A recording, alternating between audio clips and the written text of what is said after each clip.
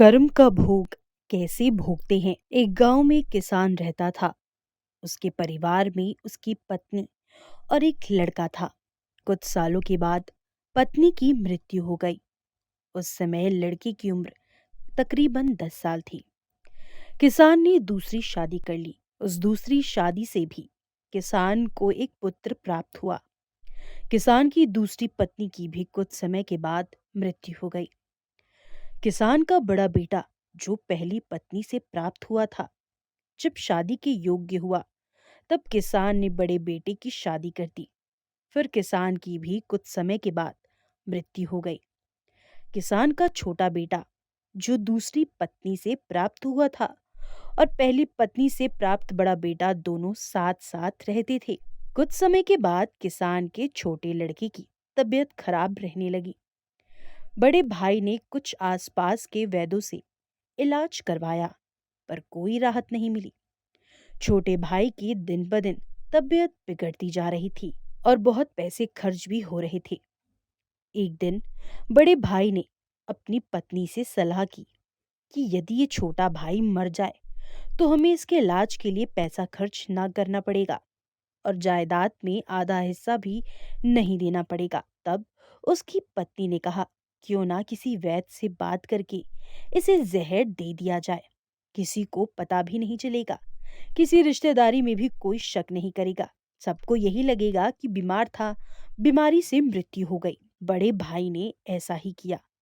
एक वैद्य से बात की कि आप अपनी फीस बताओ, ऐसा करना है। मेरे छोटे बीमार भाई को दवा के बहाने जहर देना है। वैद्य ने बात मान ली और लड़के को जहर दे दिया और छोटे भाई की मृत्यु हो गई। उसके भाई भाभी ने खुशी मनाई कि रास्ते का कांटा निकल गया, अब सारी संपत्ति अपनी हो गई। उसका अंतिम संस्कार कर दिया गया। कुछ महीनों के बाद उस किसान के बड़े लड़के की पत्नी को लड़का हुआ। उन पति पत्नी ने खूब खुशियां मनाई। बड़े ही लाड प्यार से लड़के की परवरिश की। कुछ ही गिने वर्षों में लड़का जवान हो गया। उन्होंने अपने लड़के की भी शादी कर दी। शादी के कुछ समय के बाद अचानक लड़का बीमार रहने लगा। माँ बाप ने उसके इलाज के लिए बहुत वैद्यों से इलाज करवाया। जिसने जितना पैसा मांगा सब कुछ दिया ताकि लड़का ठीक हो जाए। अपने लड़के के इलाज में अपनी आधी संपत्ति तक बेच दी, पर लड़का बीमारी के कारण मरने की कगार पर आ गया। शरीर इतना ज्यादा कमजोर हो गया कि अस्थि पिंजर शेष रह गया। एक दिन लड़के को चारपाई पे लेटा रखा था और उसका पिता साथ में बैठा अपने पुत्र की ये दयनीय हालत देखकर दुखी होकर उसकी ओर देख रहा था।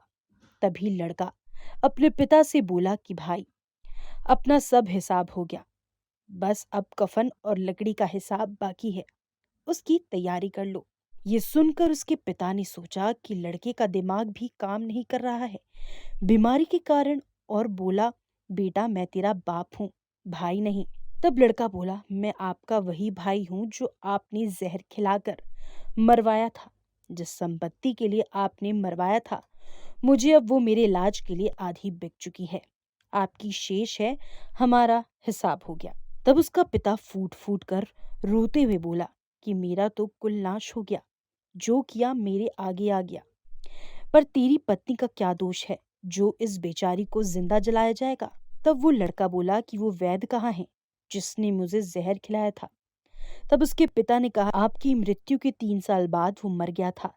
तब लड़के ने कहा, ये वही दुष्ट वैद्य है। आज मेरी पत्नी के रूप में मेरे मरने पर इसे जिंदा जलाया जाएगा। दोस्तों, हमारा जीवन जो उतार और चढ़ाव से भरा है, इसके पीछे हमारे अपने ही कर्म होते हैं। हम जैसा बोएंगे वैसा ही काटना पड़ेगा। कर्म करो तो फल मिलता है, आज नहीं तो कल मिलता है। जितना गहरा अधिक हो कुआं, उतना मीठा जल मिलता है। जीवन के हर कठिन प्रश्न का जीवन में ही हल मिलता है।